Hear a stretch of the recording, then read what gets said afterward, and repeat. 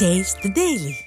காவிரியில் போதிய தண்ணீர் இல்லாத நிலையில் கல்லணையில் இருந்து தண்ணீர் திறந்து விடுவதாக ஸ்டாலின் அரசு நாடகமாடுவதாக விவசாயிகள் குற்றம் சாட்டியுள்ளனர்.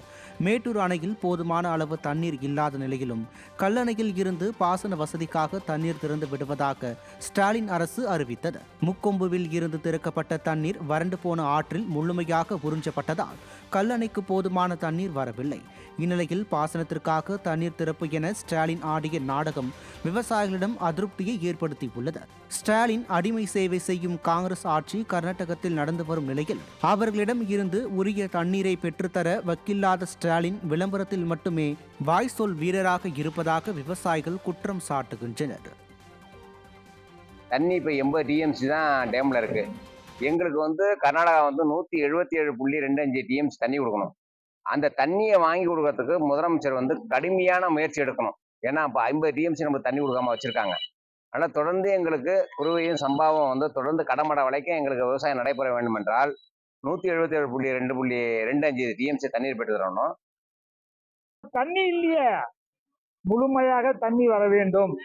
அதற்கு என்ன தமிழக சர்க்கார் உச்ச நீதிமன்ற உத்தரவுப்படி மாசம் கர்நாடகா காவிரியில் தண்ணி தோன்றணுங்கிறத உச்ச நீதிமன்றத்தில் கேஸை போட்டு மாசம் தண்ணி வாங்கி கொடுத்து விவசாயியை காப்பாற்றினாதான் காப்பாற்ற முடியும். திருப்பூர் மாவட்டம் மடத்துக்குளம் அரசு மருத்துவமனையில் தூய்மை பணியாளர் மருத்துவம் பார்த்தது வீடியோவாக வெளியாகி அதிர்ச்சியை ஏற்படுத்தியது. அரசு மருத்துவமனையில் மருத்துவர்கள் மற்றும் செவிலியர்கள் பணியிடங்கள் அதிகமாக காலியாக உள்ள நிலையில் நோயாளி ஒருவருக்கு பெண் தூய்மை பணியாளர் காயத்தை சுத்தம் செய்து கட்டுப்போடும் பணியை செய்தார்.